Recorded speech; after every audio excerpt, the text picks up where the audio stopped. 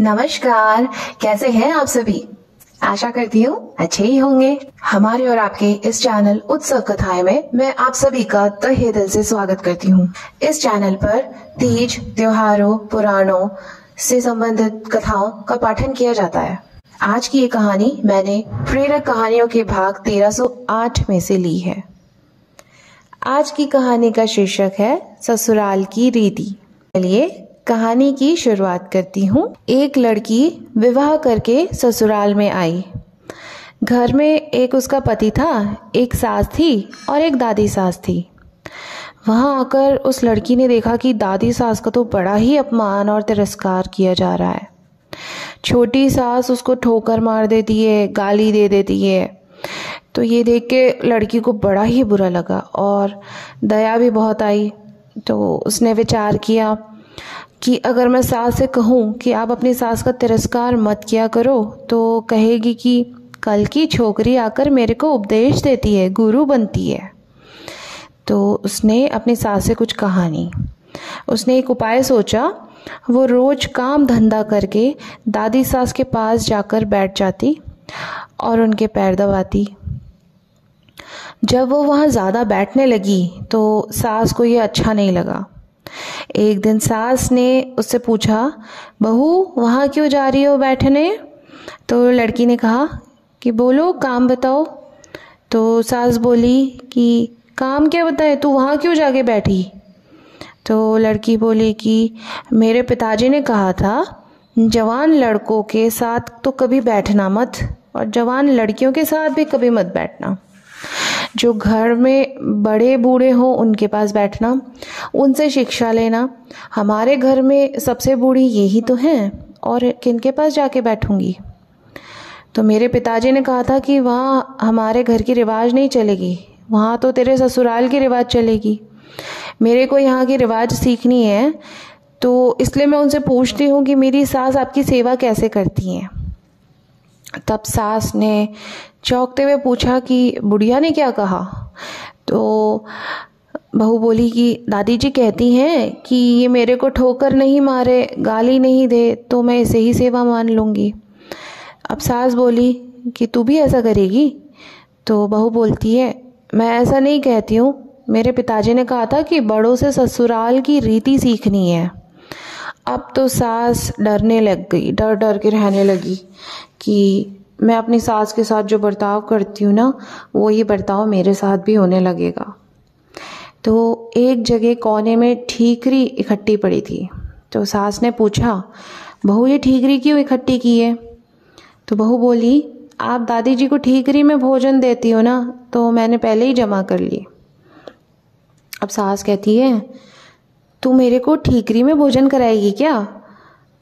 बहू बोली, मेरे पिताजी ने कहा था कि तेरे वहाँ की रीत चलेगी। सास बोली, ये रीत थोड़े ही है। फिर बहू ने पूछा, तो आप ठीकरी में क्यों देती हो दादी सास को? तो सास ने कहा, अब थाली कौन मांजे? तो बहू बोलती है, थाली तो मैं मांज दूंगी। तो सास कहती, तो तू थाली में दिया कर, ठीकरी उठाकर बाहर फेंक दे। अब बूढ़ी माँ जी को थाली में भोजन मिलने लगा। सबको भोजन देने के बाद जो बाकी बचे, वो खिचड़ी की खुरचन, कंकड़ वाली दाल माँ जी को दे दी जाती थी। लड़की उनको हाथ में लेके देखने लगी। सास ने पूछा, बहू क्या देखती हो? तो बहू बोली कि बड़ों को भोजन कैसा दिया जाएगा, ये देख रही हूँ। तो सास बोली, ऐसा भोजन देने की कोई रीति थोड़ी ना है। तो बहू बोली, तो फिर आप ऐसा भोजन क्यों देते हैं?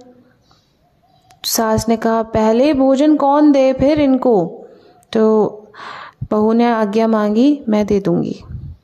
तो सास ने भी आज्ञा दे दी, तो तू पहले भोजन दे दिया कर। अच्छी बात है। अब बूढ़ी माँ जी को बढ़िया भोजन मिलने लग गया। रसोई बनते ही वो बहू ताजी खिचड़ी, ताज़ा फुल्का, दाल, साग वगैरह सारी चीज़ें, बढ़िया बढ़िया सी चीज़ें ले जा कर के माँ जी को दे देती थी। माँ जी तो मन ही मन आशीर्वाद देने लगी। माँ जी दिन भर एक खटिया में पड़ी रहती थी। खटिया टूटी हुई थी, उसमें से बंधनवार की जगह मूंज नीचे की तरफ लटकने लगी थी। लड़की उस खटिया को देख रही थी तो सास बोली, क्या देखती हो? बहू बोली, देखती हूँ कि बड़ों को खाट कैसी दी जाए। तो अब सास बोलती, ऐसी खाट थोड़े ही दी जाती है, ये तो टूट जाने से ऐसी हो जाती है। तो बहू ने पूछा, तो दूसरी क्यों नहीं बिछवाई गई?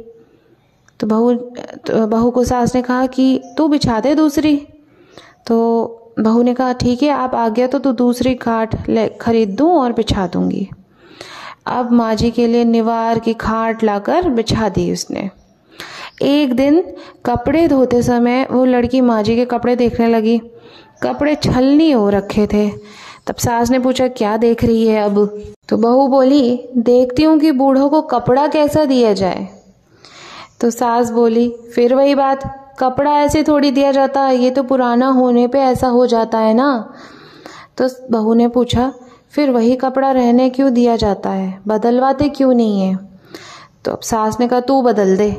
तो लड़की ने कहा, ठीक है, मैं कपड़ा भी बदल देती हूँ। अब लड़की ने माँ जी का कपड़ा, चादर, बिछौना सारा कुछ बदल दिया।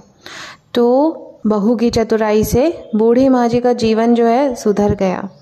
अगर वो लड़की सास को कोरा उपदेश देती तो उसकी बात सास कभी नहीं मानती। बातों का असर नहीं पड़ता है, आचरण का असर पड़ता है। इसीलिए लड़कियों को चाहिए कि ऐसी बुद्धिमानी से सेवा करे कि सबको राजी रखे। तो आज की ये कहानी आपको कैसी लगी?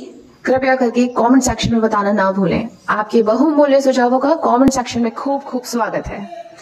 कृपया करके इस चैनल को लाइक, शेयर और सब्सक्राइब करना ना भूलें। पास ही